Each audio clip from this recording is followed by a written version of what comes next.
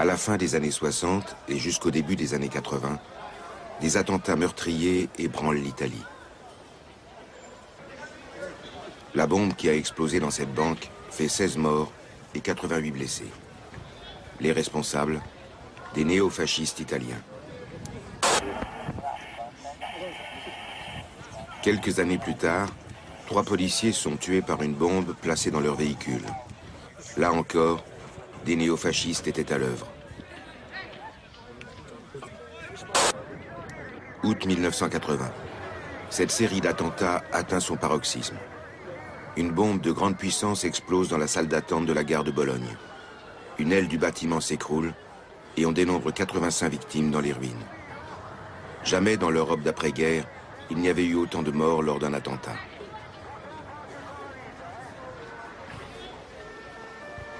En septembre de la même année, à la fête de la bière à Munich, on déplore 13 morts et plus de 200 blessés après l'explosion d'une bombe. C'est l'attentat le plus meurtrier de l'histoire de la République fédérale. En quoi ces attentats se ressemblent-ils? Existerait-il un lien entre eux? À chaque fois, les groupes d'extrême gauche sont montrés du doigt les premiers. Les Brigades rouges en Italie et la fraction armée rouge en Allemagne de l'Ouest. Mais en réalité, les responsables appartiennent au milieu d'extrême droite. Et détail troublant, ils ont fait usage d'explosifs militaires. Lorsqu'on remonte la piste de ces attentats sanglants, on se heurte de manière répétée à une organisation paramilitaire secrète en Europe de l'Ouest, pilotée au début par l'OTAN et les services secrets de chaque pays, en dehors de tout contrôle parlementaire. Son nom, réseau Stay Behind, ou Gladio, le glaive en italien.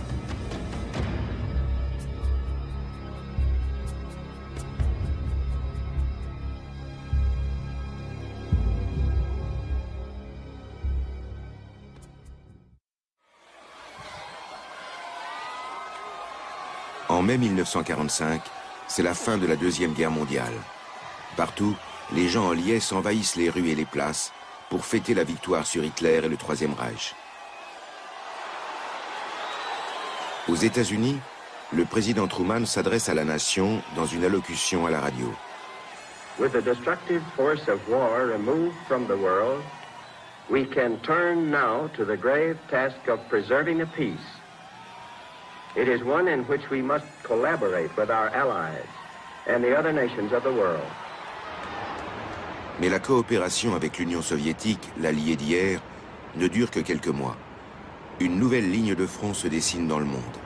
Après le danger fasciste, c'est la peur du communisme qui hante le gouvernement américain. La crainte d'une révolution communiste mondiale.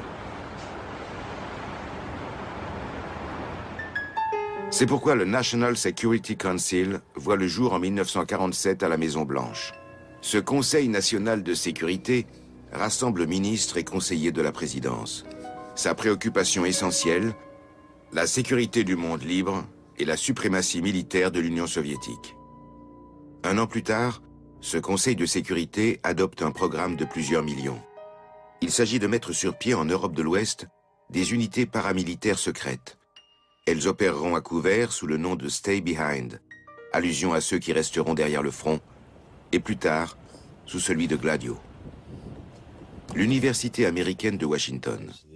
Christopher Simpson enseigne ici. Ce professeur d'histoire a publié un grand nombre d'études sur la politique extérieure secrète des États-Unis après 1945.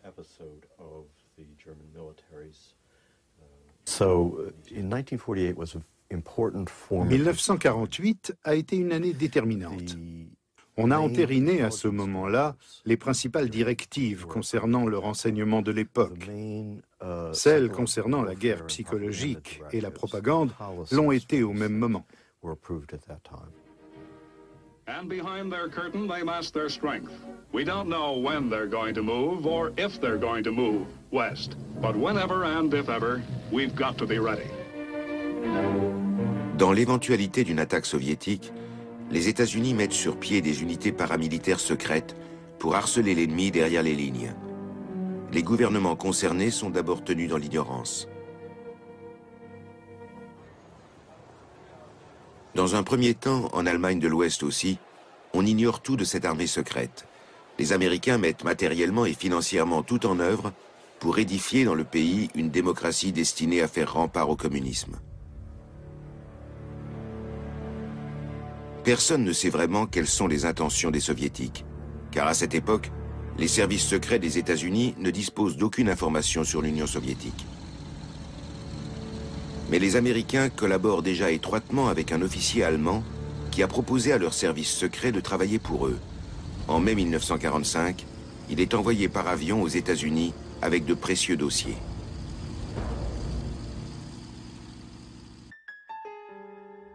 Il s'appelle Reinhard Gehlen. C'est un nazi impénitent et un chasseur de communistes.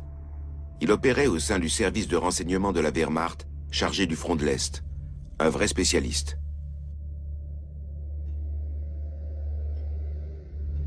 Rares sont ceux qui, comme lui, ont réussi à changer de camp avec autant de facilité. Les Américains étaient en effet impatients d'obtenir de Gehlen les informations qui leur manquaient. Elles concernaient le potentiel militaire de l'Union soviétique, son économie et ses infrastructures. Les services américains s'intéressaient à Gehlen d'abord pour les informations qu'il avait recueillies sur le front de l'Est, qui concernaient l'Union soviétique et les États satellites d'après 1945, mais aussi et surtout pour les réseaux de contacts et les taupes que Gehlen disait y avoir.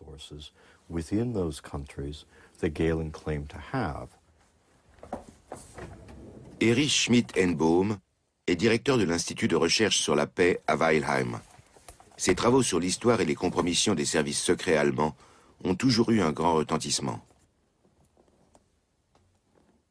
Gehlen détenait d'une part beaucoup de dossiers provenant du service de renseignement du front de l'Est, donc des informations sur les forces armées soviétiques qui faisaient totalement défaut aux Américains parce qu'ils n'avaient pas espionné leurs alliés de 1939 à 1945. D'autre part, Gehlen avait su gagner la confiance de nombreux ex-officiers de son service et celle d'autres membres des différents secteurs du renseignement nazi. Enfin, il disposait d'un réseau étendu de contacts en RFA et dans la zone d'occupation soviétique.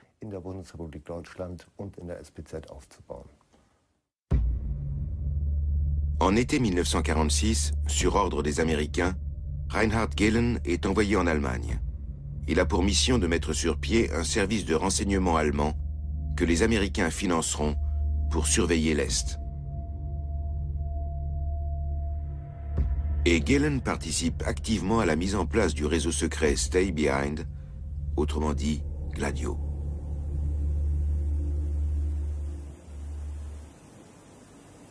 Le but était d'abord d'implanter de petits groupes d'agents secrets à proximité de 75 aéroports et nœuds routiers importants. Ils avaient plusieurs missions. La première était de transmettre les mouvements des troupes soviétiques dès qu'elles seraient à leur hauteur. La deuxième consistait à faire passer à l'Ouest certaines personnalités d'importance. Et enfin la troisième, de réaliser des opérations de sabotage, en particulier sur les voies de chemin de fer et sur les ponts, pour gêner les déplacements des troupes soviétiques. L'ancien siège du consortium chimique IG Farben à Francfort. Les Américains l'ont utilisé jusqu'à la fin des années 80 comme quartier général. C'est depuis cet endroit que leurs services secrets vont mettre en place en Allemagne de l'Ouest les unités paramilitaires secrètes s'appuyant sur l'organisation Gehlen. Reinhard Gehlen se charge en personne du recrutement des agents des commandos Stay Behind. Les camps de prisonniers de guerre et d'internement sont un vivier de choix pour trouver des Allemands fiables, destinés à aider l'armée américaine. La qualité la plus recherchée, un anticommunisme marqué.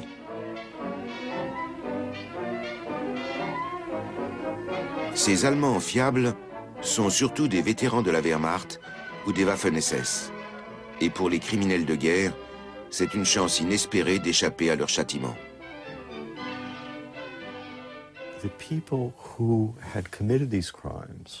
Ceux qui avaient commis ces crimes ont bénéficié d'un tour de passe-passe bureaucratique. De collaborateurs nazis, ils sont passés à combattants anticommunistes de la liberté. C'étaient les mêmes personnes. On n'avait même pas changé leur adresse. On savait exactement qui était qui.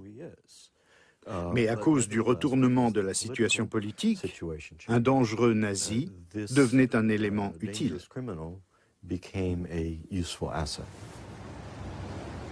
Poulard, un faubourg de Munich. Un quartier général s'installe dans l'ex-lotissement Rudolf Hess. En juillet 1949, la CIA prend sous son aile l'organisation Gehlen, ancêtre du BND, le service fédéral allemand de renseignement.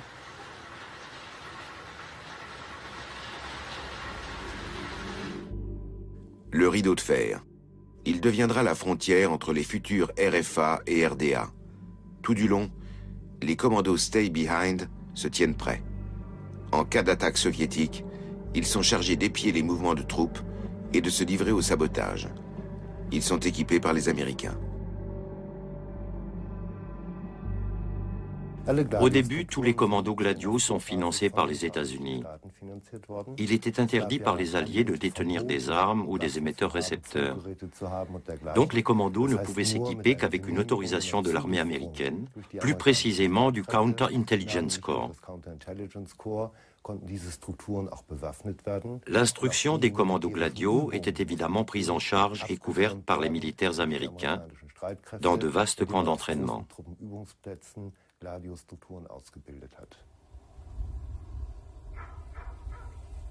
C'est surtout à proximité de la frontière avec la future RDA que les recrues des commandos Gladio installent leurs dépôts d'armes. Là, ils entreposent des explosifs, des armes et des radios pour le jour X, celui de l'invasion soviétique. Ni la population, ni le gouvernement, ni le Parlement ne sont informés.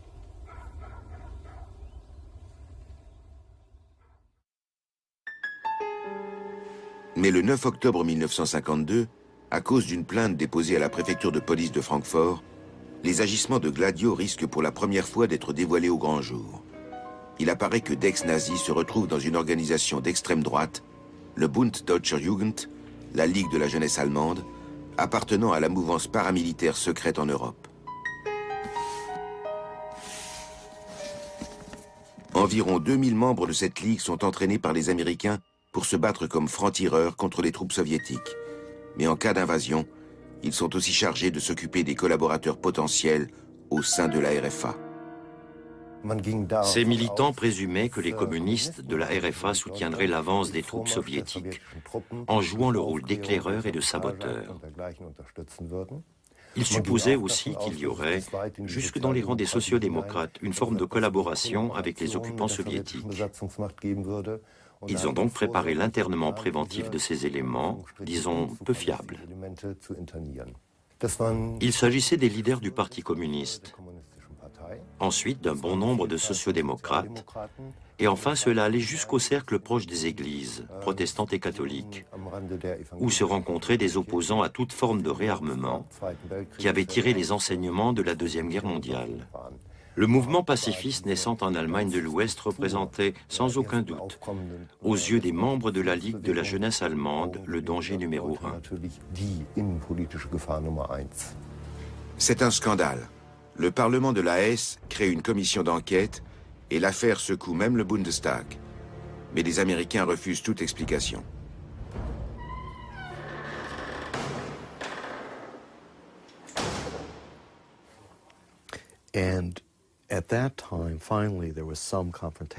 À ce moment-là, on a abouti à une confrontation entre les instances officielles de l'Europe démocratique et le monde clandestin de la politique militaire, avec ses opérations de type Gladio. Parfois, ces deux mondes se heurtaient. Mais en règle générale, ces agissements clandestins se déroulaient sans encombre, à l'abri des sociétés démocratiques. On peut retrouver des traces du passage des commandos Gladio ici, à Wald-Michelbach, dans la région de l'Odenwald.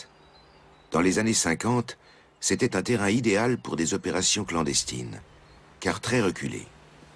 La Ligue de la jeunesse allemande avait investi ce village pittoresque pour y entraîner ses partisans. Peter Sattler, un historien local, a passé des années à rassembler et à collationner des informations.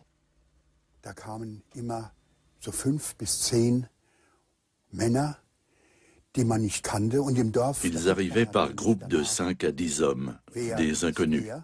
Dans un village, on s'observe évidemment, mais personne ne les connaissait. Le bruit s'est répandu qu'il se passait quelque chose dans la forêt. En plus, il y avait des Américains. Aujourd'hui, nous savons que c'étaient des instructeurs qui formaient dans la fameuse maison des partisans des hommes qu'ils avaient recrutés. En cas d'invasion de l'Allemagne par l'Union soviétique, ils étaient censés agir comme francs-tireurs dans les régions occupées. Peter Sattler nous emmène tout au bout du village de Wald-Michelbach, là où s'entraînaient les recrues anticommunistes de la Ligue de la jeunesse allemande. Le bâtiment, aujourd'hui démoli, était connu sous le nom de Maison des partisans. Ça se passait dans le plus grand secret. C'était la dernière maison de la vallée. Tout autour, il n'y a plus que la forêt. Voilà la maison des partisans de Wald-Michelbach. Les membres de la Ligue de la jeunesse allemande s'entraînaient là et dans une galerie attenante. Un voisin est interviewé par la télé en 1996. Hier befinden wir uns an der Rückseite des sogenannten Partisanenhauses. Hier im hinteren Bereich war der sogenannte Schießstand der Gruppe. Dieser Keller, dieser unterirdische Keller zieht 10 Meter in den Berg und war also bestens geeignet, um Schießübungen zu machen. Man hat hier also sowohl die Schießspuren am Rand gefunden, als auch die leeren Patronenhülsen. C'est à peine croyable qu'on ait pu recruter des nazis dans une démocratie, qui plus est alors qu'elle venait de naître et qu'elle devait ouvrir des perspectives totalement nouvelles. On a du mal à comprendre comment les Américains ont pu s'embringuer dans une histoire pareille. Mais tous ces types avaient de l'expérience, alors ils les ont recrutés. Même si c'était des SS et des soldats de la Wehrmacht. C'est en 1953 seulement que les États-Unis informent officiellement le gouvernement fédéral de la poursuite du programme des commandos paramilitaires secrets, sans aucune protestation des Allemands.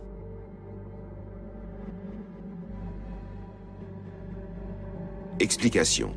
Depuis 1950, la RFA prépare la création de sa nouvelle armée. Mais un réarmement n'est possible qu'avec l'accord des alliés occidentaux, sous l'égide de l'OTAN et des USA. C'est pourquoi Adenauer souhaite éviter tout conflit avec les Américains. À la fin des années 50, la phase de mise en place des commandos Gladio est terminée. Mais le jour X se fait attendre.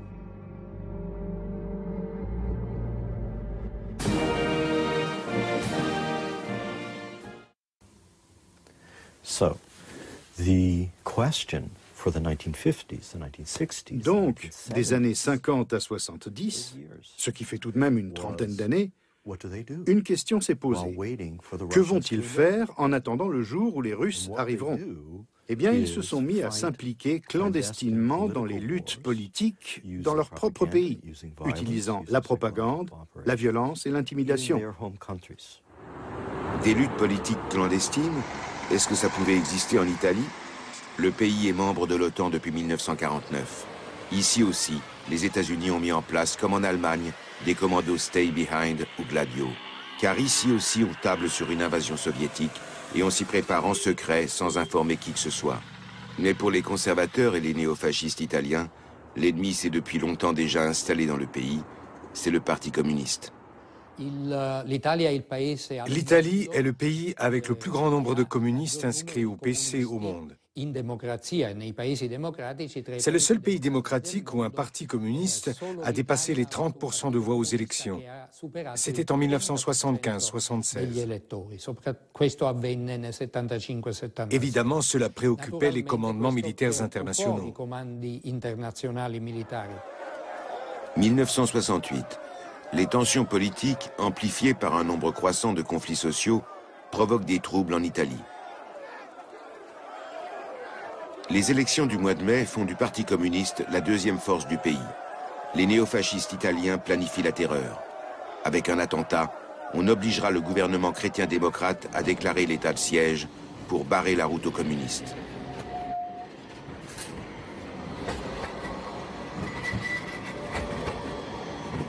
Nous sommes sur la Piazza Fontana de Milan, le 12 décembre 1969. Dans l'après-midi, une énorme explosion ébranle le centre-ville. C'est le premier attentat en Italie dont le Gladio va être soupçonné. À cette heure de la journée, la foule se presse à l'arrêt de tramway. Visée par l'attentat, une grande banque, le Crédit Agricole.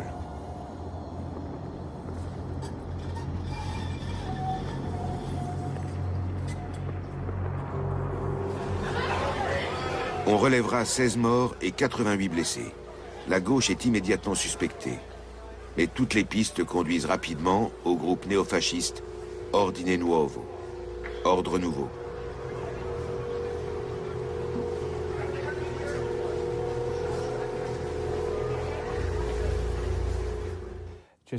Il y a eu 5 procès liés à l'attentat de la Piazza Fontana. Ils se sont tous soldés par des acquittements. Le dernier s'est terminé il y a 3 ans seulement, avec la condamnation des accusés, mais ils ont été acquittés en appel. Et la Cour de cassation a confirmé l'acquittement. Une demande de réouverture de la procédure a été faite récemment, en fonction d'éléments nouveaux.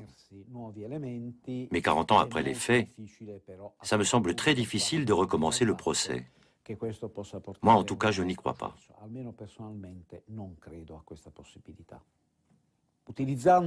Les attendus des sentences ne permettent pas de prouver grand-chose.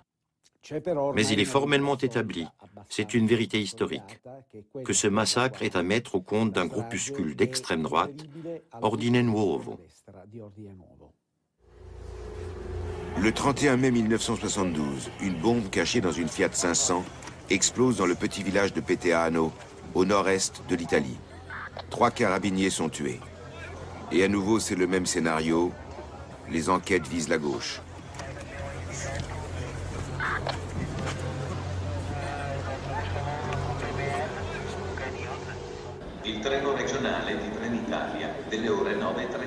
Bologne, le 2 août 1980. Ponctuel, l'Adriatic Express entre en gare, voie 1 à 10h20. On est samedi, des centaines de voyageurs veulent partir vers le sud. C'est le premier jour de vacances en Italie. Dans la salle d'attente qui donne sur la voie 1, une centaine de personnes patientent. C'est là que la bombe explose à 10h25. Une partie de la façade de la gare s'écroule. Le chaos est indescriptible. Il y a 85 morts.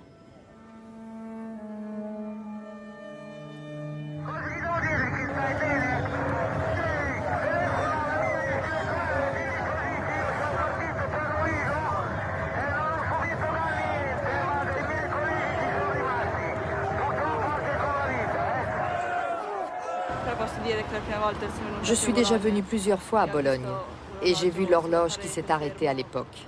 À chaque fois, je suis très émue.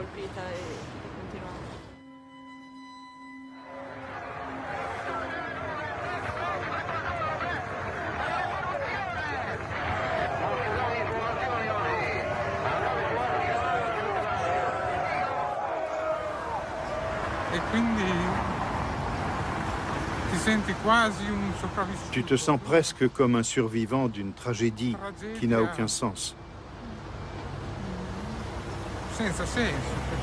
Une chose pareille, c'est...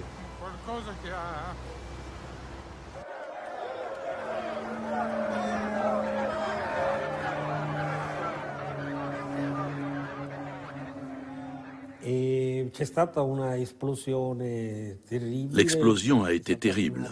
La gare a été pulvérisée. C'est le massacre le plus terrible que l'Italie a connu durant la période républicaine.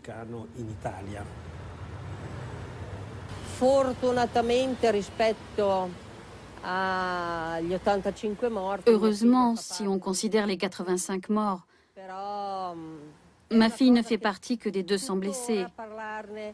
Je suis très émue quand je parle de tout cela, parce que les blessés vivent avec ces souvenirs, qu'ils le veuillent ou non, même s'ils essaient d'oublier, comme le fait ma fille.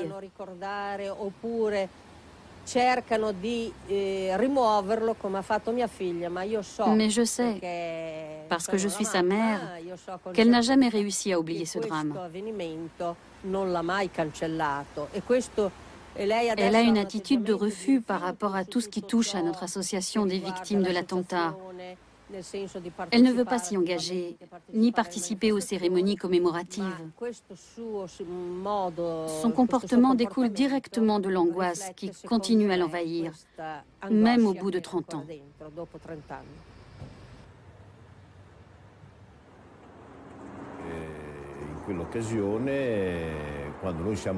Nous sommes arrivés à Bologne avec beaucoup de retard. Notre train aurait dû arriver à 10h40, mais nous sommes entrés en gare à 13h30.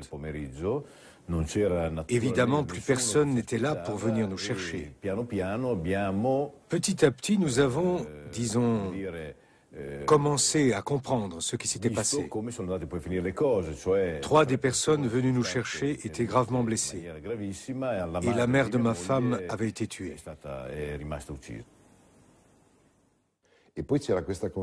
On a compris très vite. Et notre colère était indescriptible. Nous qui venions de donner un coup de main à la gare, nous avons rapidement réalisé que ça ne pouvait pas être un accident, que c'était un attentat. Immédiatement, on a pensé que c'était une bombe fasciste.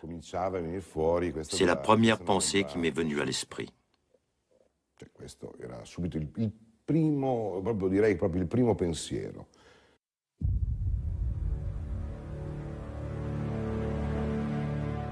15 ans après l'attentat, 2 néofascistes sont condamnés à Bologne à la suite d'un procès spectaculaire. 2 membres des services secrets de l'armée sont aussi condamnés pour avoir placé de faux indices dans le but d'éviter les poursuites aux coupables de l'extrême droite. Derrière le service secret, le parquet soupçonne des responsables appartenant aux plus hautes sphères du pouvoir en Italie. S'agissait-il d'imposer une politique d'ordre et de sécurité par le biais d'un massacre perpétré sur des civils? Mais jusqu'à aujourd'hui, il n'y a toujours pas de preuves explicites.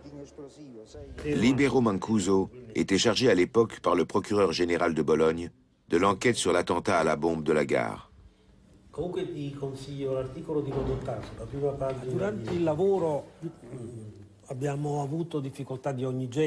Nous avons rencontré dans notre travail des difficultés de tous ordres, mais surtout parce que certaines institutions de l'État avaient intérêt à dévier l'enquête dans une direction erronée. On voulait lancer les magistrats sur de fausses pistes. Cela a commencé dès le premier jour. Les enquêtes ont été brouillées par une série de ce que nous appelons dépistaggi, des indiscrétions ciblées destinées à égarer sciemment les magistrats. Cela a fini par prendre des proportions effrayantes.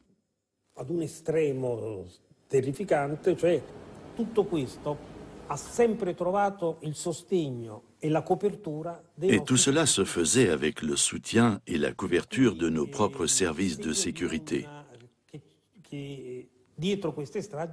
Derrière ces massacres, on discernait toujours des visées très inquiétantes à caractère politique indéniable.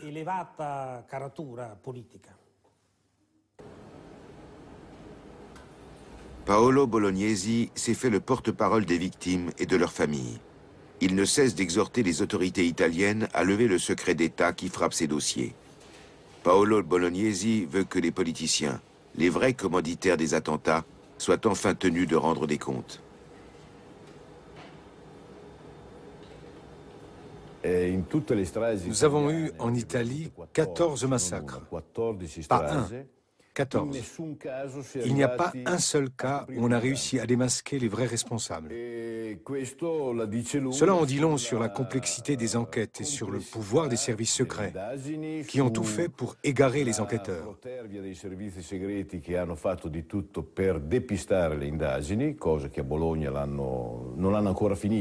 C'est exactement ce qui est arrivé dans le cas de l'attentat de Bologne.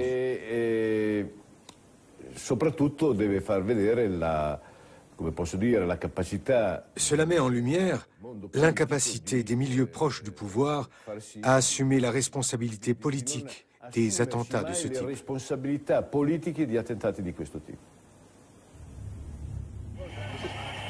Malgré tout, au cours de l'enquête sur l'attentat ayant causé la mort des 3 carabiniers en 1972 à Peteano, des révélations sur les dessous de l'affaire sont apparues au grand jour. À Venise, en 1981, soit 9 ans après l'attentat de Peteano, le juge d'instruction de l'époque, Felice Casson, déclenche une sensation politique. Il reprend l'enquête sur l'attentat et découvre l'existence de Gladio et l'implication de ses commandos paramilitaires.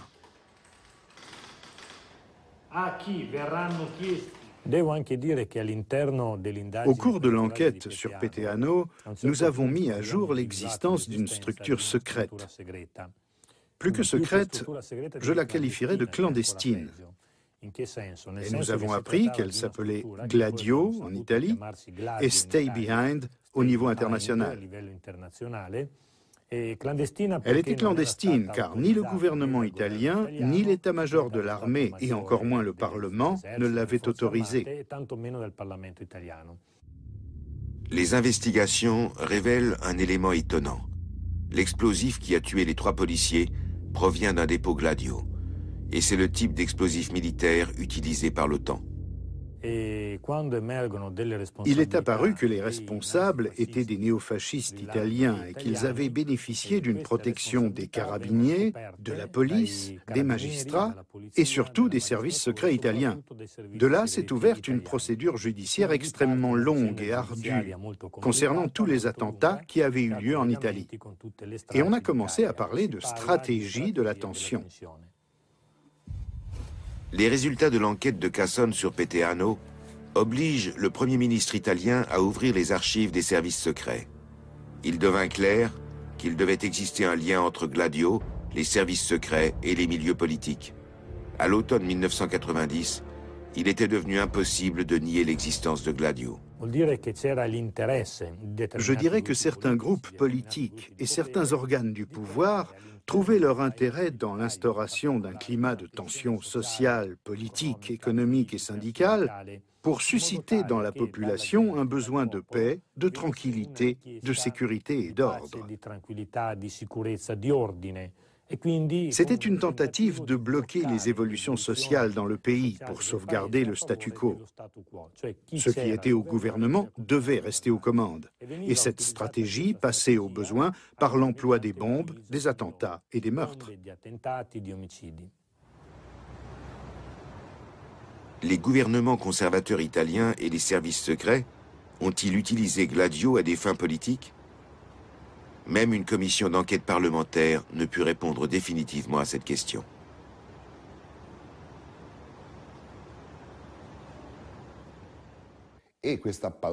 C'est certainement cette peur, la peur du communisme, la peur des communistes, qui a fait que Gladio est passé à l'action à Bologne. Au regard du procès, il n'y a pas de preuves. Le parquet n'a pas réussi à aller au fond des choses, à dévoiler ce qui était vraiment arrivé.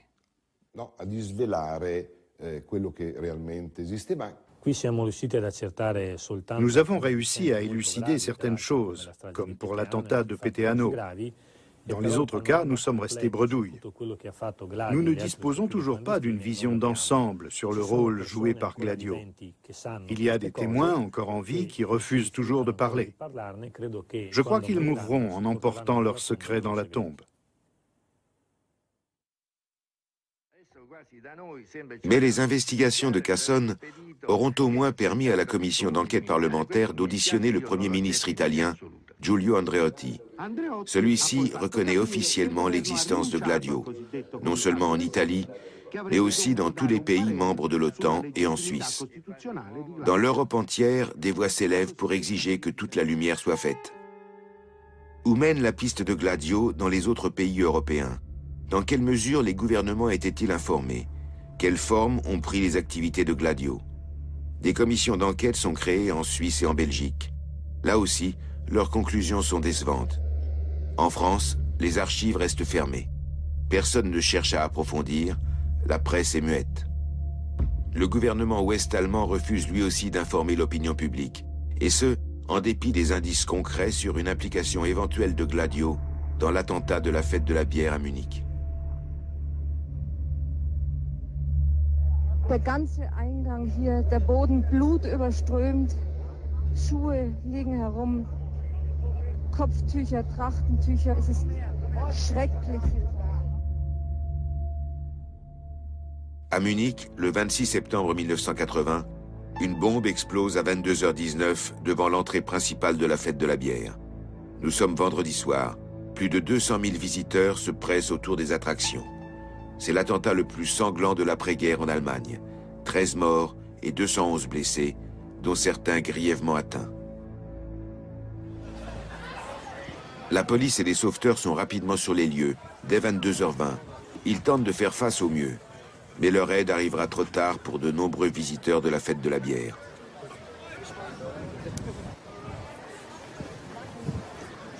L'explosion a été si puissante qu'elle a tué et blessé des gens dans un rayon de 50 mètres. Les survivants sont encore marqués par les suites de cet attentat.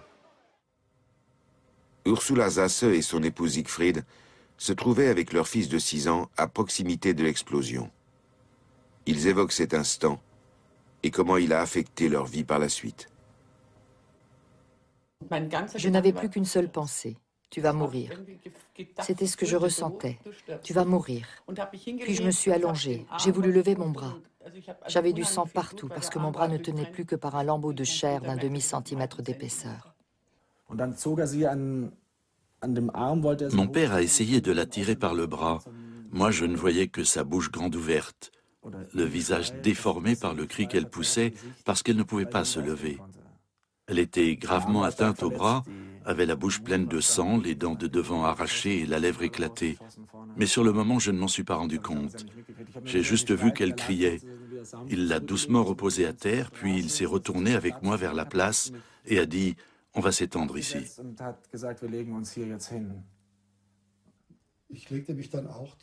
Je me suis étendu à côté de mon fils, à même le pavé, et j'ai commencé à lui enlever ses vêtements. J'ai baissé son pantalon parce que je voyais le sang qui coulait. J'ai regardé autour de moi et j'ai réalisé ce qui se passait sur la place. Les gens formaient un mur de plus en plus dense autour de nous et ils regardaient le spectacle, horrifiés. Renate Martinez veut quitter Munich pour un certain temps. Mais auparavant, il ira une dernière fois à la fête de la bière pour prendre un peu l'atmosphère, comme elle l'avouera elle-même. J'étais pleine de brûlures. L'arrière de mes jambes était abîmé. J'avais des éclats partout.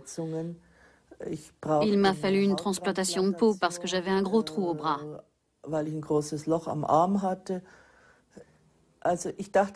J'étais persuadée d'avoir été gravement blessée parce que personne ne se trouvait derrière moi. Quand la police est venue chez moi 2 semaines plus tard, avec un croquis couvert de petites croix, j'ai vu qu'il y en avait plusieurs juste derrière moi. J'ai demandé au policier ce que ça voulait dire. Il était gêné. Il ne voulait pas me répondre. Je lui ai dit, ce sont des morts, toutes ces petites croix? Il a fait oui. J'ai été très émue parce que j'ai compris que je n'étais que légèrement blessée, grâce à ceux qui étaient morts derrière moi. J'ai eu d'énormes difficultés à m'en remettre.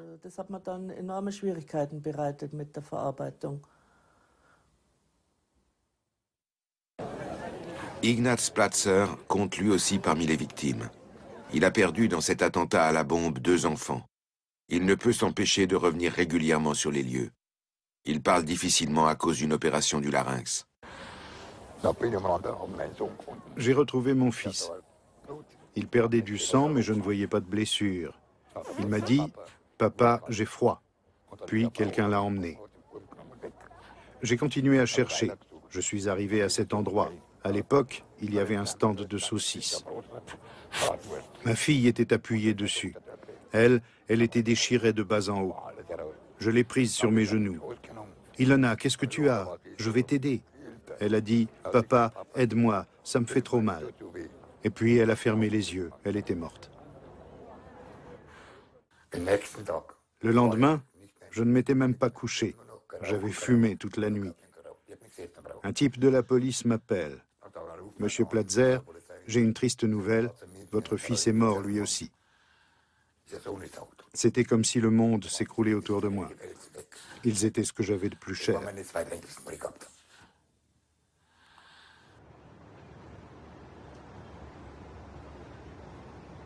Deux jours seulement après l'attentat, le coupable et le mobile paraissent évidents. Guten Abend, meine Damen und Herren. Das Bombenmassaker von München geht offenbar auf das Konto des Rechtsextremismus. Die Ermittlungsbehörden sehen in dem 21-jährigen Gundolf Köhler den möglichen Bombenleger. Köhler ist eines der 12 Todesopfer des Bombenanschlages. In Karlsruhe nannte Generalbundesanwalt Rebmann am Nachmittag Einzelheiten der Ermittlungen und der Untersuchungen am Tatort. Wir nehmen nicht an, beim gegenwärtigen Stand der Ermittlungen, dass Köhler als Alleintäter gehandelt hat. Die Ermittlungen haben gegeben, dass Köhler Mitglied der Wehrsportgruppe Hoffmann war.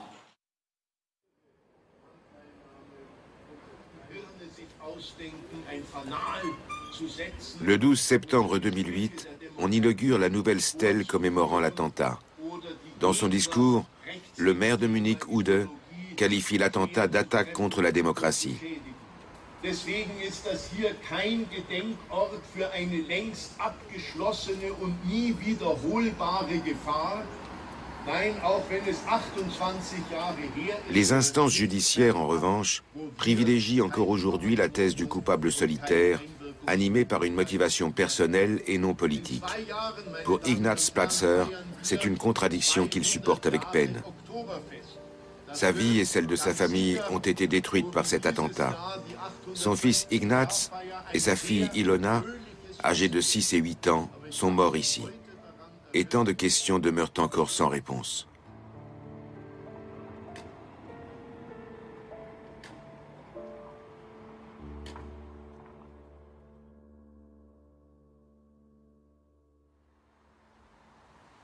C'est ici, dans le faubourg munichois de Rammersdorf, que vit le journaliste Ulrich Chaussy. Si le dossier de l'attentat de la fête de la bière n'a pas été enterré, c'est surtout à lui qu'on le doit. Sans son travail de recherche, le dossier aurait disparu dans les armoires de l'administration. Il a su pointer du doigt les incohérences de l'enquête et remettre la version officielle en question. Je suis allé en tant que journaliste de la radio-télévision bavaroise couvrir une réunion organisée par l'avocat Werner Dietrich, le défenseur de certaines des victimes. Il les a informés de l'avancée de l'enquête et a fait remarquer qu'on n'avait pas réussi à mettre en lumière les dessous de cet acte criminel.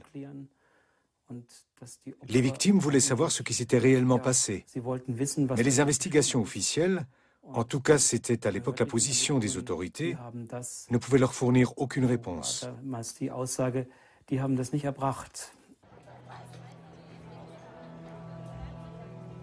Que s'est-il réellement passé autour de cette poubelle, située à l'entrée principale de la fête de la bière, là où la bombe avait explosé? Pour Franz Josef Strauss, cela semble tout de suite évident. L'attentat est l'œuvre des terroristes de gauche. Nous sommes en pleine campagne électorale. Une semaine plus tard, il se présente pour devenir chancelier. La campagne électorale de 1980 est dominée par le thème de la sécurité.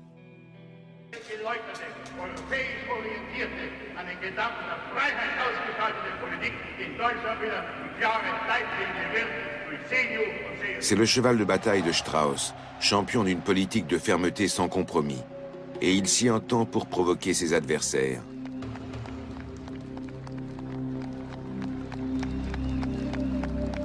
L'attentat de la fête de la bière, 10 jours avant les élections du 5 octobre, exacerbe les esprits. Pourrait-on exploiter politiquement l'événement ?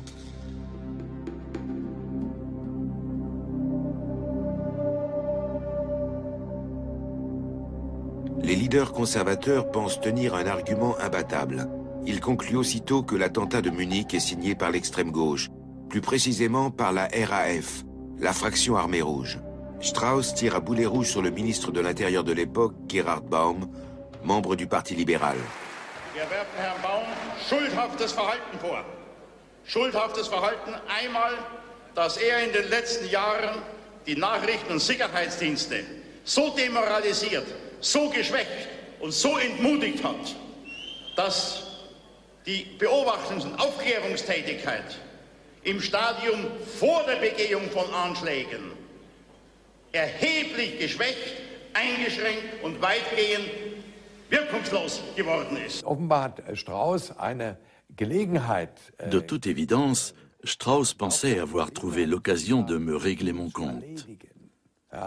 J'ai senti le danger et compris ce qui allait me tomber dessus, même si je n'ai pas douté une seule seconde d'avoir agi correctement.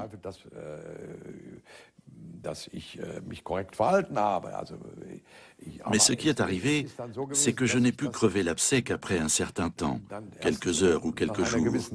Et ce reproche s'est dégonflé comme une baudruche quand on a eu établi d'où venait le coupable.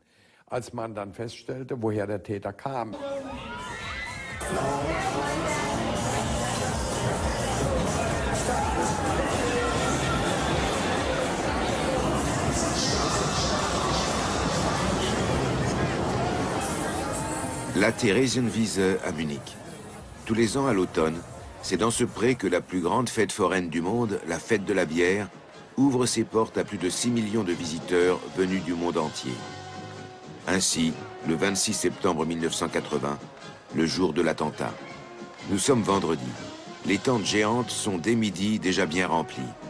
L'ambiance est décontractée, joyeuse. Et un agréable week-end d'automne s'annonce. En ce 26 septembre, s'engage inexorablement la marche vers l'attentat le plus meurtrier de l'histoire de la RFA. L'enquête a révélé que le terroriste Gundolf Köhler quitte Donaueschingen au volant de sa Ford Consul gris métallisé, immatriculé VSDD 500, en direction de Munich.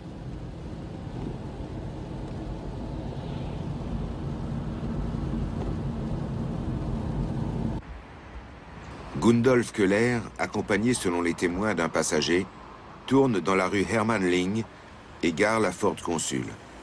Au bout de cette rue se trouve son but, la fête de la bière.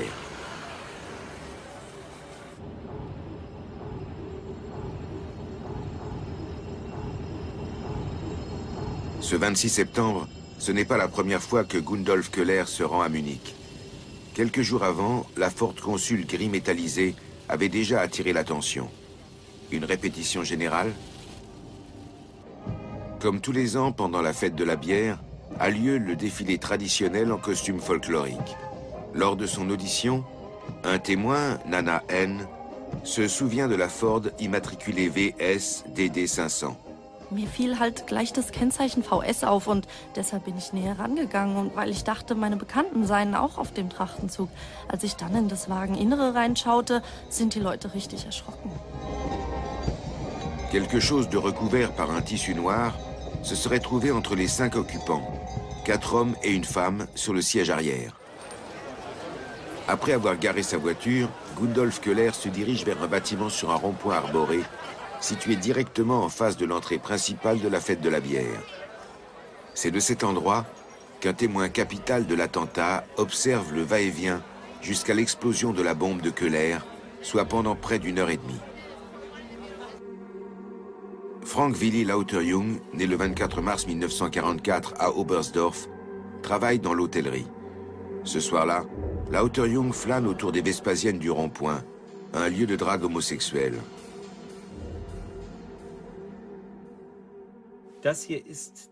Voici le témoignage très détaillé de Frank Lauterjung. Il a observé Gundolf Köhler devant l'entrée de la fête de la bière. J'ai filmé une reconstitution de sa déposition avec les 2 acolytes de Köhler pour qu'on puisse se rendre compte combien la version du crime en réunion est crédible.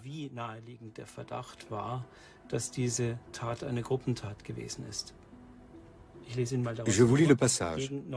Vers 21h30, 21h45, j'ai vu, tout près du bâtiment abritant les Vespasiennes, entre deux bancs publics, 3 personnes formant un groupe compact qui discutaient. Les 2 hommes qui accompagnaient Köhler ont attiré mon attention, surtout à cause de leurs cheveux très courts. De plus, ils m'ont semblé être assez fébriles. Je me corrige. Les 3 avaient l'air de discuter fébrilement.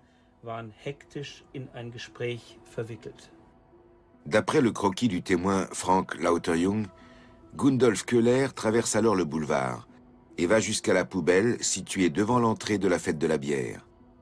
Peu de temps après, la bombe explose. Mit einem Flugblatt und Fragen an die Bevölkerung versucht die Polizei, die Tatumstände und den Hintergrund des Bombenanschlages weiter aufzuhellen. Die Behörden bitten um Hinweise, die auf Wunsch auch vertraulich behandelt werden, über Gundolf Köhler ebenso wie über seine Begleiter. Außerdem wird nach seinen Aufenthaltsorten und nach seinem Lebenskreis gefragt. Dans la nuit qui suit l'attentat, se tient une conférence de presse avec le gratin de la politique accouru aussitôt sur les lieux. La direction de la police bavaroise prend tout de suite l'enquête en charge et 2 jours plus tard, elle crée une cellule spéciale fête de la bière forte de 40 policiers. Peu après, alors qu'on soupçonne un attentat terroriste, l'enquête est reprise par le procureur fédéral de la RFA. Was hier an Erkenntnissen vorliegen. Es handelt sich hochbrisanten Sprengstoff, mindestens im Kilobereich. Langemann, le directeur des renseignements généraux de l'époque au ministère bavarois de l'Intérieur, croit devoir protéger Strauss d'un retournement de situation. Or, des éléments ultra secrets de l'enquête étaient parvenus en sous-main à des journaux à grand tirage. Quelques heures après l'attentat, il possédait des informations qu'il n'avait pu obtenir que par l'intermédiaire de Langemann. Dans le journal des interventions de la police, par exemple, le nom de Köhler apparaît pour la première fois à 9h20, environ une dizaine d'heures après l'attentat, transmis au journaliste à Sensation qui le cite presque mot à mot.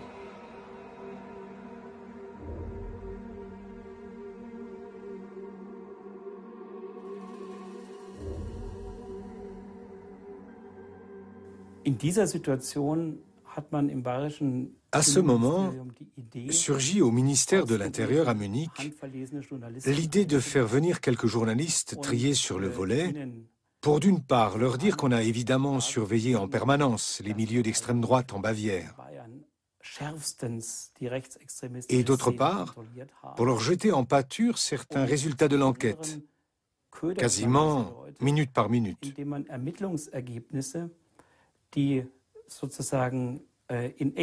Avec des conséquences catastrophiques.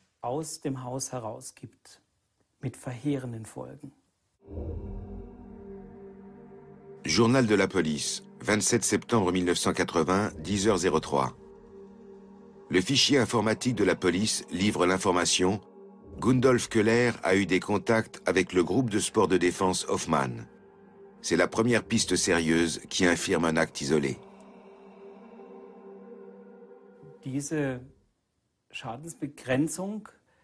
Ce bouclier politique a entraîné d'énormes dégâts au niveau de l'enquête criminelle. Parce que l'entourage de Köhler a ainsi tout de suite été sur ses gardes.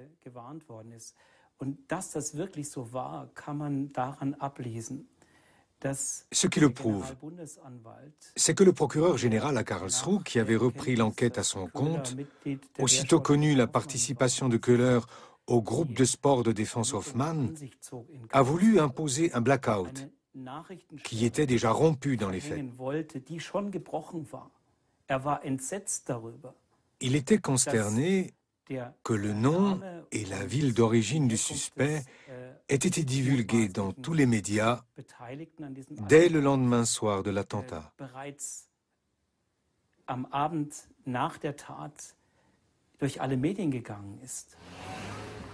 À peine un jour après l'attentat, les journalistes de la presse à Sensation arpentent Donaueschingen à la recherche de détails sur la vie et l'entourage de Köhler. La police ne commencera son enquête que 7 jours plus tard, un délai largement suffisant pour effacer des traces ou pour harmoniser des témoignages.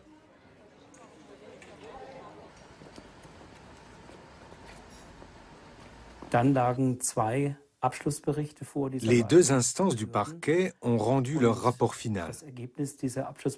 On pouvait y lire qu'un jeune homme du nom de Gundolf Köhler, étudiant en géologie à Donaueschingen, avait préparé son crime entièrement seul, l'avait mis à exécution également seul, et que ses mobiles étaient exclusivement personnels. Il était déçu par la vie, frustré dans ses relations féminines, avait raté ses études. Son crime était en quelque sorte un suicide, ayant entraîné la mort d'autres personnes. C'est à peu près en ces termes qu'on a informé l'opinion publique à l'époque. D'un crime commis par un groupuscule, on passait de manière surprenante à une responsabilité unique, celle de Gundolf Köhler, dépourvu de mobile politique. Voici un photomontage réalisé par les enquêteurs. La thèse du coupable ayant agi seul était lancée, et le procureur général ne tarda pas à la faire sienne. L'explication donnée est simple. Gundolf Köhler a préparé et exécuté son attentat seul. Il avait un mobile exclusivement personnel. C'était un jeune homme solitaire et désemparé, faisant montre d'une haine inextinguible à l'égard du monde.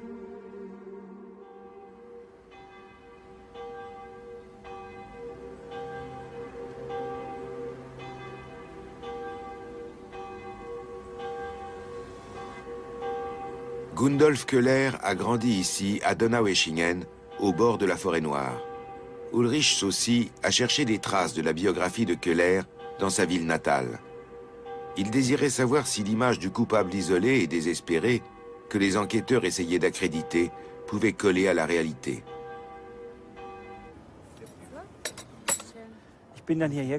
En venant à Donaueschingen, j'ai constaté rapidement que ce portrait diabolique disparaissait pour faire place à celui d'un garçon sans aspérité, plutôt rêveur et exalté.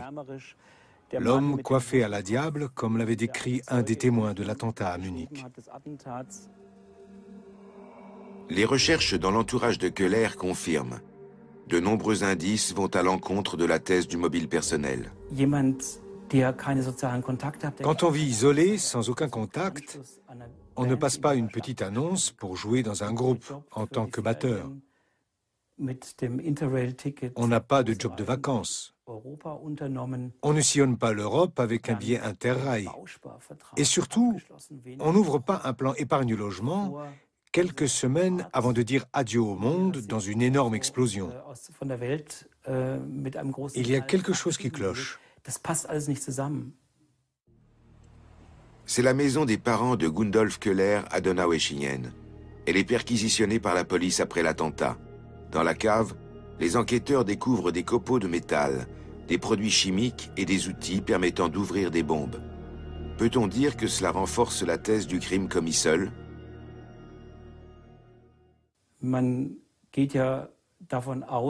On en déduit que la bombe a été entièrement fabriquée dans la maison des Köhler à Donaueschingen. C'est ce que confirment les dépositions de certains témoins, affirmant que le corps de la bombe, en tout cas celle qui a servi, était bien dans cet atelier. Mais il reste la question de l'explosif. On n'a retrouvé aucune trace, même microscopique, de l'explosif militaire utilisé. Et dès le départ, on peut douter très sérieusement qu'il soit possible d'exécuter seul un tel acte, tant sur le plan technique que sur le plan de l'organisation.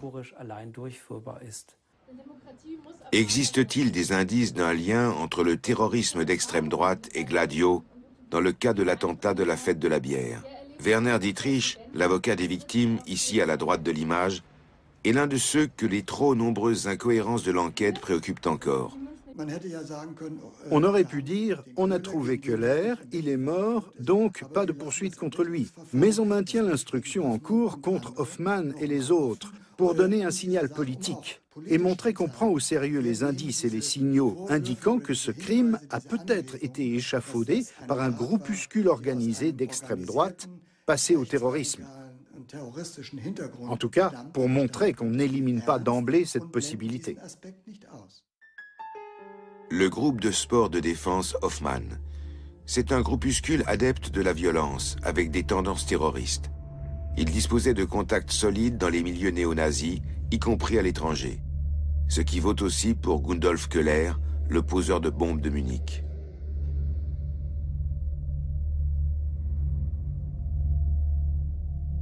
Commando. C'est le titre du magazine édité par le groupe de sport de défense Hoffmann. Il ne paraîtra que 5 fois, mais sera distribué dans toute l'Europe.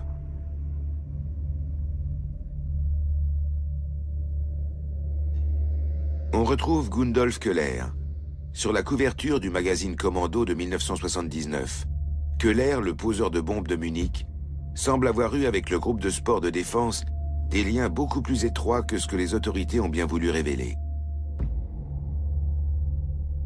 Le groupe de sport de défense Hoffmann, cette dangereuse organisation néo-nazie, avait accès à des armements et à des explosifs. Provenait-il des arsenaux de l'OTAN ou de dépôts d'armes Gladio? Les entraînements au sport de défense et les exercices paramilitaires servaient-ils de préparation à des attentats terroristes?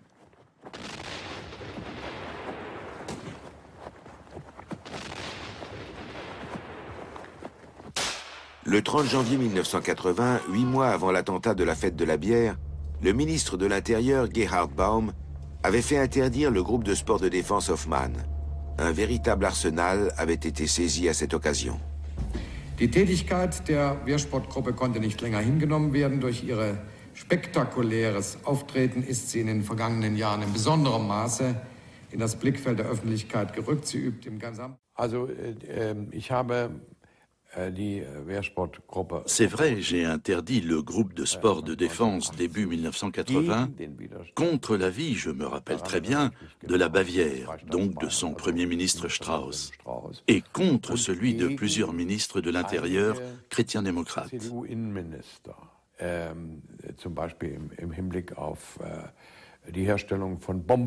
On savait qu'ils s'entraînaient à fabriquer des bombes et au maniement des armes. Ça ne pouvait s'expliquer que par l'intention de les utiliser. Nous redoutions qu'ils passent de l'entraînement à l'action concrète.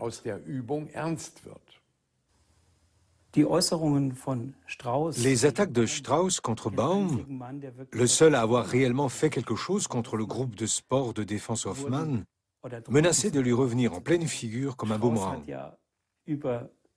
Strauss s'était permis de plaisanter à propos de Hoffmann et de son groupe, une troupe paramilitaire d'une centaine d'hommes, en disant « Si quelqu'un a envie de batifoler dans les bois avec un ceinturon et un tromblon, il n'y a qu'à le laisser faire. »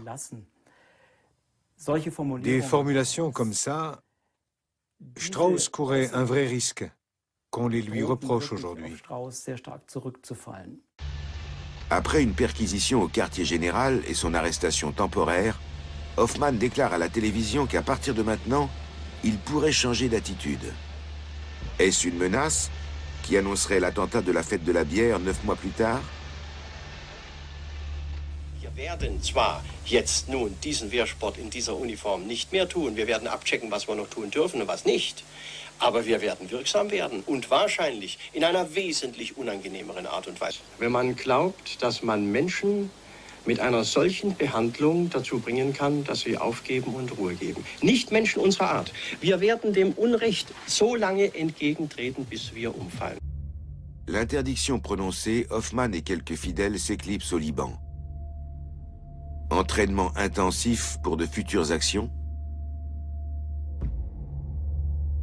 Gundolf Köhler est qualifié de seul coupable. Et son lien avéré avec le groupe de sport de défense Hoffmann déclaré sans conséquence et dénué de tout contexte politique. Mais il y a mieux. Le groupe de sport de défense et son Führer Hoffmann entretenaient des contacts étroits avec Heinz Lemke, soupçonné d'être un agent Gladio. Dans les relations de Hoffmann, on trouve Heinz Lemke. Une perquisition a permis de constater que Hoffmann mijotait un plan, qu'il n'a pas pu mettre à exécution, pour libérer de sa prison de Spandau le criminel de guerre Rudolf Hess, le dauphin de Hitler. Hoffmann a rencontré Lemke à cette occasion. La chasse à l'explosif de Munich, peut être livrée par Lemke, conduit dans la lande de Lüneburg. Au plus fort de la guerre froide, on pensait que cette région proche de la frontière de la RDA serait sans doute celle où les blindés soviétiques effectueraient leur percée. C'était donc un terrain d'opération pour Gladio et ses commandos Stay Behind. À la mairie d'Ebsdorf, un village non loin de l'ancienne frontière avec la RDA, se trouve le bureau de l'archiviste Manfred Schmidt. Il est un peu la mémoire vivante de la région. Tout ce qui peut contribuer à l'histoire de cette région est rassemblé ici. Donc aussi ce qui concerne un hameau forestier, Östringen, situé sur le territoire de la commune. C'est là qu'un ouvrier forestier découvre en octobre 1981 la plus importante cache d'armes clandestine de l'après-guerre en Allemagne, par hasard. Voilà une vieille carte des années 50. Je vais vous montrer comment on va à Östringen, par Arnstedt-Einsen. De Arnstedt à Östringen, il y a 4 kilomètres. Là, il y a une maison forestière à Östringen.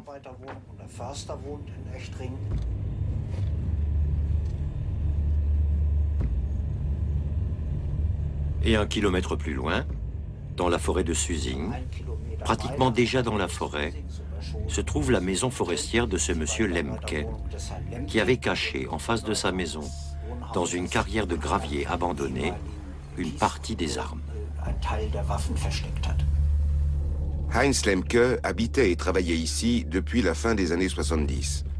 En 1959, il avait fui la RDA et avait tout de suite rejoint des associations d'extrême droite.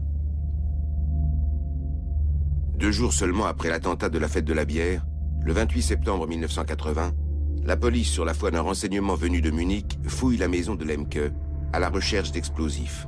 Sans résultat. Elle ne recherchera d'éventuelles caches d'armes que 2 ans plus tard. Grave erreur.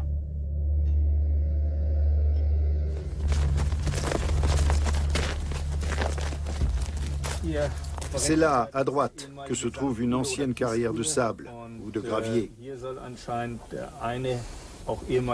Le garde forestier et l'archiviste nous conduisent à la carrière de gravier où a été découverte la première cache.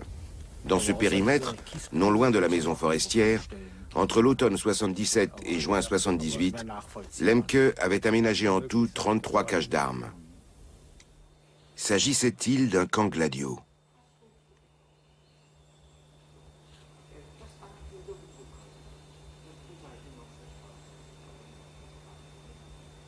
Polizei und Bundeskriminalamt nahmen Ermittlungen auf. Zwar brachten sie schnell heraus, wer die Waffendepots angelegt hatte, der 44-jährige Forstfacharbeiter Heinz Lemke, ein gerichtsbekannter Rechtsextremist. Er zeigte der Polizei auch weitere Verstecke. Lemke avait été incarcéré le 27 octobre 1981 et pendant sa détention provisoire, il avait indiqué l'emplacement des caches d'armes. Eine Waffen- und Munitionssammlung von höchster Brisanz. 156 Kilogramm Sprengstoff, 230 Kilogramm Sprengkörper, über 13.000 Schuss Munition, 258 Übungshandgranaten, einige Gewehre, eine Maschinenpistole, aber auch hochgiftige Stoffe wie Cyankali oder Arsen waren sorgfältig verpackt im Waldboden verborgen. Eigentlich klar, dass Lemke dieses Waffenarsenal nicht allein beschaffen konnte. Doch seltsam. Zwar weiß man einiges über seine Vergangenheit, praktisch aber nichts über seine Hintermänner und Gesinnungsgenossen. 5 jours après son arrestation, Lemke est retrouvé mort dans sa cellule. Il avait déclaré la veille qu'il était prêt à faire des révélations complètes sur l'origine des caches d'armes.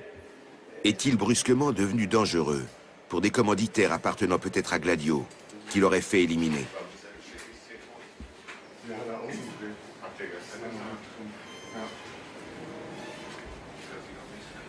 Le journaliste Eckhard Spoh a mené à l'époque ses propres investigations sur la mort de Lemke.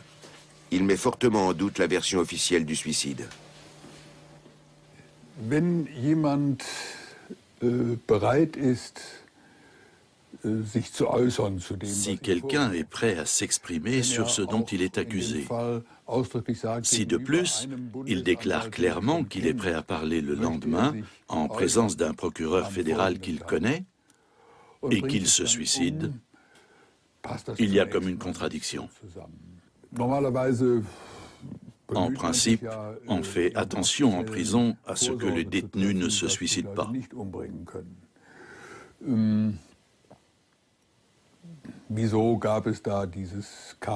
Pourquoi ce câble qui lui a permis de se suicider? Qui est venu le voir? On a dit que des visiteurs étaient passés le samedi. Je n'ai jamais rien pu apprendre sur leur identité. 2 jours après la mort de Lemke, le procureur général fédéral se charge de l'affaire à la surprise de tous. Et il impose un blackout total.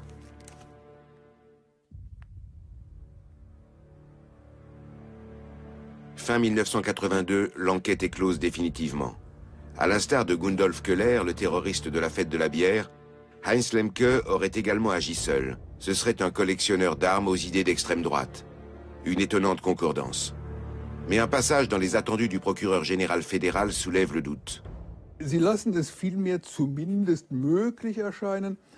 Ils font apparaître comme possible qu'il ait été pénétré d'une crainte que la raison ne peut expliquer entièrement, celle d'une invasion soviétique, et qu'il était décidé à s'opposer aux assaillants attendus en tant que combattant isolé ou en tant que chef de franc-tireur. Il pourrait avoir dans ce but rassemblé et enterré les armes et les munitions trouvées dans les caches souterraines. Ce que le procureur général fédéral a écrit là, en tant que combattant isolé ou en tant que chef de franc-tireur, c'est exactement le concept de Gladio. Le procureur renforce en fait le doute. Les caches d'explosifs de Lemke feraient-elles partie du réseau Gladio? L'explosif utilisé à Munich provient-il peut-être des réserves de Lemke? Le procureur général fédéral n'envisage même pas cette possibilité.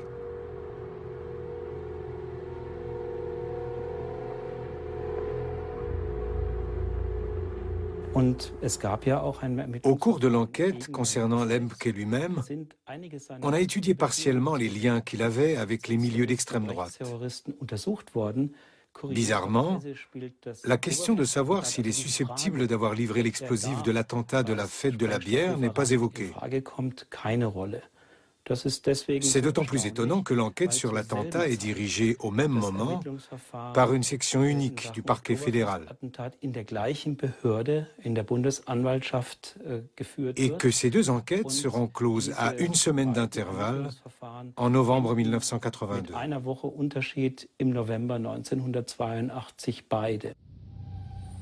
Le cas Lemke n'est pas le seul à poser problème.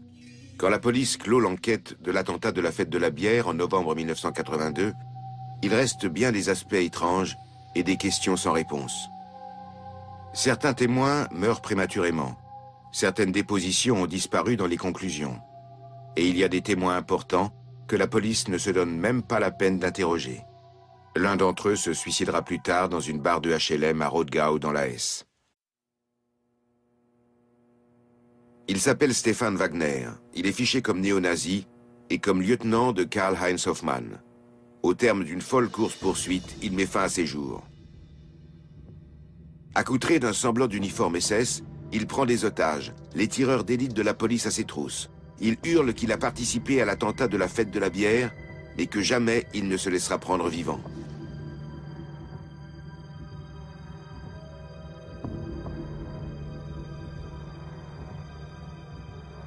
Wagner était en contact étroit avec les milieux terroristes d'extrême droite. Il connaissait Gundolf Köhler et Heinz Lemke pour les avoir rencontrés lors d'entraînements. On notera que la cellule spéciale d'enquête sur l'attentat à la bombe de la fête de la bière avait interrogé pas moins de 1800 personnes. 90 appartenaient à l'entourage direct de Gundolf Köhler. Plus de 1500 pièces à conviction ont été réunies, de nombreuses expertises réalisées. Mais si Stefan Wagner, lui, n'a pas été interrogé, c'est pour des raisons tactiques, dira la version officielle. Mystère aussi concernant le seul témoin capital, Frank Lauterjung. C'est lui qui avait observé Gundolf Köhler et ses 2 acolytes peu avant l'attentat. 6 semaines après l'explosion, il est à nouveau convoqué et il retire brusquement son premier témoignage. On avait convoqué Frank Lauterjung pour une simple raison, pour qu'il revienne sur les observations qu'il avait faites. Et on lui a posé des questions en lui suggérant les réponses. Se pourrait-il que Köhler et ces 2 types n'aient rien eu à voir ensemble? Se pourrait-il que la mallette que portait Köhler ait été une mallette d'outils provenant de la voiture, alors qu'elle était complètement différente? Grâce à cet interrogatoire suggestif, on a extorqué à Frank Lauter-Jung une déposition disant que ces deux hommes n'avaient rien à voir avec Köhler. Pendant l'été 1982, Frank Lauter-Jung décède prématurément à l'âge de 36 ans. Avec lui, disparaît le témoin le plus important de l'attentat à la bombe. Autre exemple. Une femme qui se trouvait sur les lieux de l'attentat tout de suite après l'explosion a témoigné qu'elle avait remarqué une scène insolite. Deux hommes se tenaient là. L'un des deux était plus ou moins en train de s'accuser. Il disait « Aide-moi, aide-moi, c'est pas ma faute, je n'ai pas voulu ça ». Une déposition qui aurait valu qu'on s'y intéresse. Mais les pistes qu'on a laissées tomber sont tellement nombreuses. Celle du photographe Oswald Baumeister, par exemple. Le jour de l'attentat, il teste son nouvel appareil photo à la fête de la bière. La bombe explose. Il n'est pas très loin. Il prend les premières photos du carnage. Certaines seront publiées. Aurait-elle pu fournir des renseignements sur d'éventuels complices? La police ne s'y est jamais intéressée. Donc j'ai réagi en professionnel. Je ne pensais plus. Ou seulement en termes de plan d'ensemble, de demi-ensemble, les gros plans. C'était clair, je dois l'avouer, je ne voulais pas m'approcher trop près. Et puis il y a eu ce moment un peu étrange où je me suis dit, nom d'un chien, tu es là à faire des photos, tu ferais mieux d'aider. Mais il y avait déjà des gens qui s'occupaient des blessés. Quand je suis rentré chez moi, je m'attendais à avoir un appel sur mon répondeur ou au journal d'un organe officiel. Je pensais qu'on allait me dire « Vous étiez le premier photographe sur les lieux. Est-ce qu'on peut voir le film en entier ?» Puisque j'étais là avant la police. J'aurais trouvé ça normal qu'ils disent « Vous avez peut-être un cliché sans intérêt, que vous n'avez même pas développé, sur lequel on pourrait trouver quelque chose. » Je n'ai pas compris pourquoi ils n'ont même pas téléphoné. Jerzy Montag est député des Verts au Bundestag. Il profite d'une séance au Parlement en octobre 2009 pour présenter avec d'autres députés une série de questions très complètes sur Gladio. Ils n'obtiennent aucun éclaircissement nouveau. On se doute évidemment, et certaines affaires le prouvent, que ces milieux d'extrême droite, toujours prêts à user de violence, étaient remplis d'indicateurs de la sécurité du territoire et des services secrets. D'où l'importance pour les députés de savoir dans quelle mesure les contacts dans les organes de sécurité allemands dont dépendaient ces indices étaient au courant d'informations sur l'attentat. Bien que Lemke, potentiellement un agent Gladio, ait eu des contacts avec le groupe de sport de défense Hoffmann, cette piste n'a pas été exploitée. On ne sait toujours pas d'où provenait l'explosif de l'attentat de Munich.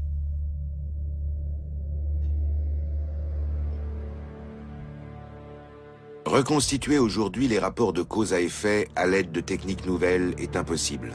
En effet, en réponse à une demande écrite, le parquet fédéral a reconnu que toutes les pièces à conviction de l'attentat de la fête de la bière avaient été détruites en 1997-98. Il ajoutait brièvement que ceci était une procédure administrative habituelle. Y a-t-il eu un lien entre les commandos Gladio et l'attentat de Munich? Si oui, fallait-il l'occulter? Les organes du gouvernement responsables des services secrets et par conséquent les premiers ministres de tous les partis de 1953 à 1990 ont été tenus informés de cette organisation secrète, mais pas le Parlement.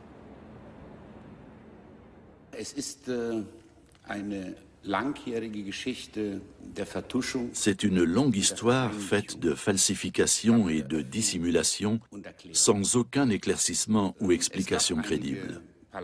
Il y a eu quelques questions et quelques interventions au Parlement avec l'appui des Verts, que ce soit en Allemagne ou au Parlement européen.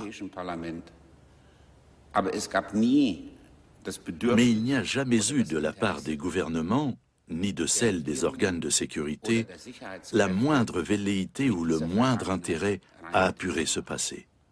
Je ne vois absolument pas aujourd'hui la nécessité de continuer à protéger le secret. Il faut mettre fin au non-dit et entreprendre publiquement un travail de mémoire lucide sur cet épisode de l'histoire de l'après-guerre de l'Allemagne de l'Ouest. Tout ceci ne cadre pas avec l'image idyllique d'une petite RFA bien propre sur elle. Cela vient bien sûr aussi ternir l'image de son chancelier Adenauer, qui est resté une référence idéologique pour les chrétiens démocrates. Cela vaut aussi pour les pratiques de Strauss, qui est pour les chrétiens sociaux de la Bavière une personnalité équivalente. Service secret, extrême droite, indicateur. Les commandos Gladio ont existé en Allemagne. Leur contrôle a-t-il échappé aux autorités? Les activistes d'extrême droite ont-ils utilisé ces structures pour leur propre compte? Une chose est sûre, le Parlement n'était pas informé. Comme pour l'Italie, seule l'ouverture des archives pourra répondre à ces interrogations. Mais jusqu'à aujourd'hui, tous les gouvernements ont opposé un refus à cette demande, craignant sans doute d'éventuelles révélations. Concernant l'attentat de la fête de la bière, les indices qui vont à l'encontre de la version officielle du responsable isolé sont légion. Beaucoup renforcent même l'hypothèse d'un groupe politiquement motivé, proche de la mouvance terroriste d'extrême droite, sans exclure une implication de la structure paramilitaire Gladio créée par l'OTAN. Les victimes et leurs familles attendent, elles, depuis près de 30 ans que toute la vérité soit faite. Elles attendent toujours. Toute cette affaire, c'est pour elles une blessure qui ne se referme pas. Leurs enfants sont morts, beaucoup sont mutilés à vie. Pour retrouver un jour la paix, il faut que tout le monde sache ce qui s'est réellement passé.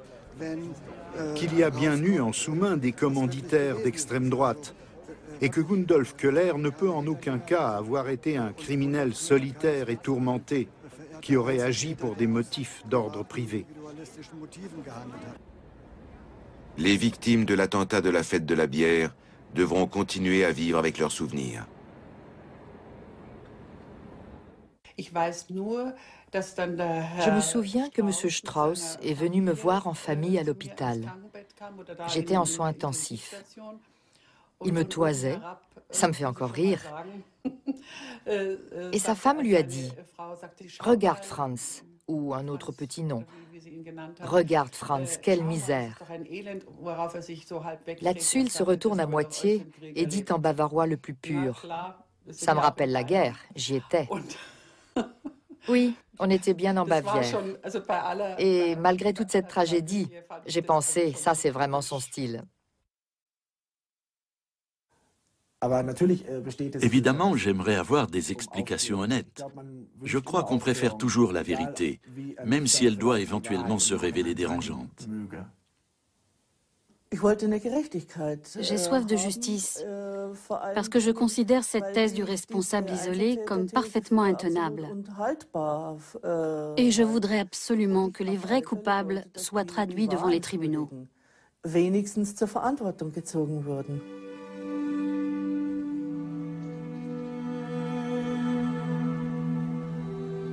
Parmi les victimes de l'attentat de 1980 à la fête de la bière, c'est Ignaz Platzer qui porte le plus lourd fardeau. Il ne lui reste plus qu'un fils sur ses 5 enfants. Depuis des années, il se rend seul sur la tombe familiale.